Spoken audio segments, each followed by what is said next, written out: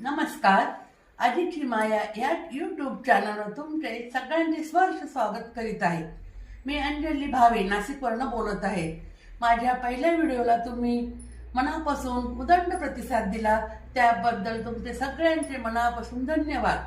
मी आता बाळाची दुसऱ्या महिन्यात कशी काळजी घ्यायची हे सांगणार आहे. तर सर्वप्रथम बाळाला धुळीपासून कसं वाचवायचं. आपल्याकडे कामवाली येते, कामवाली आली की ते झाडू मारते ना, ते मग धूळ उडता हवेत, ते बाळाच्या नाकात तोंडात जाऊ शकतात. त्यामुळे कामवाले आल्यानंतर आपण दुसऱ्या रूममध्ये जायचं. त्यामुळे ते धूळ जात नाही बाळाच्या तोंडात, त्याच्यामुळे कफ होऊ शकतो. आपल्याला वाटलं की थंडीचं वातावरण आहे त्याच्यामुळे बाहेरच्या हवामानामुळे होतो बाळाला कफ, त्याच्यामुळे होतो नाही. दुसरं कारण पण आहे की धुळीमुळे पण होऊ शकतो बाळाला कफ. त्यामुळे धुळीपासून बाळाला लांब ठेवायचं. आणि सारखं कोणी आलं की बाळाला हाताळायला द्यायचं नाही, कारण बाहेरून आलेली व्यक्ती असते, त्यात बॅक्टेरिया असतात हातात. त्याला आधी सॅनिटाईज करायला लावायचं हाताला, नंतर बाळाला द्यायचं. ते पण स्वच्छ दुपट्यामध्ये द्यायचं गुंढाळून, डायरेक्ट असं द्यायचं नाही त्यांच्या कपड्यांवर, दुपटं द्यायचं आपलं. त्यानंतर आईने सुद्धा बाहेर काही जेवली, बाहेर गेली तरी सॅनिटाईज हात करायचे, नंतरच बाळाला घ्यायचं. त्यानंतर बाळाला रोजच आंघोळ घातली असं काही नाही पाहिजे. 2 महिन्याच्या बाळाला 1 दिवसाआड घातली तरी चालते. आणि बाळाला 2 महिन्याचं बाळ 14 ते 15 तास झोपतो जवळजवळ.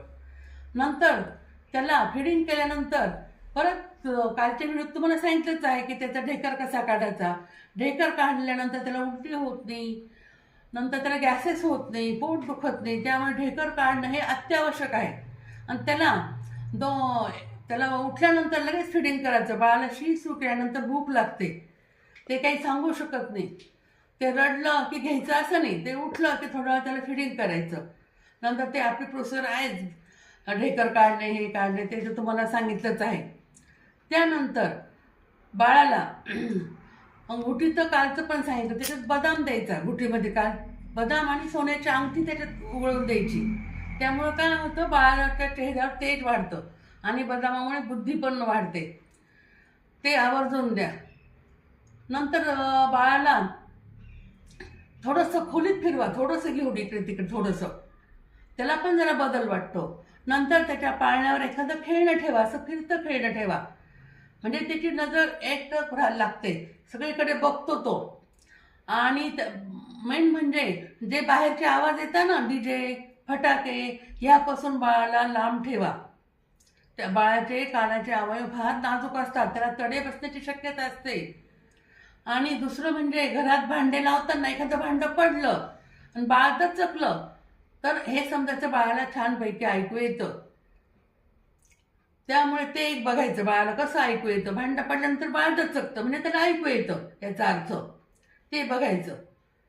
बाकी नंतर बाळाशी हळूवारपणे बोलायचं, नाजूकपणे हसायचं, त्याला बोलतं करायचं. म्हणजे बाळ आपण जेवढं बोललो ना तेवढं ते आपल्याला प्रतिसाद देतं. मग तो पण असं बोलायचा प्रयत्न करतो. म्हणून बाळाशी मधनं गप्पा मारायच्या. आज सांगितलेली माहिती तुम्हाला कशी वाटली? आवडल्यास शेअर करा, लाईक करा. धन्यवाद.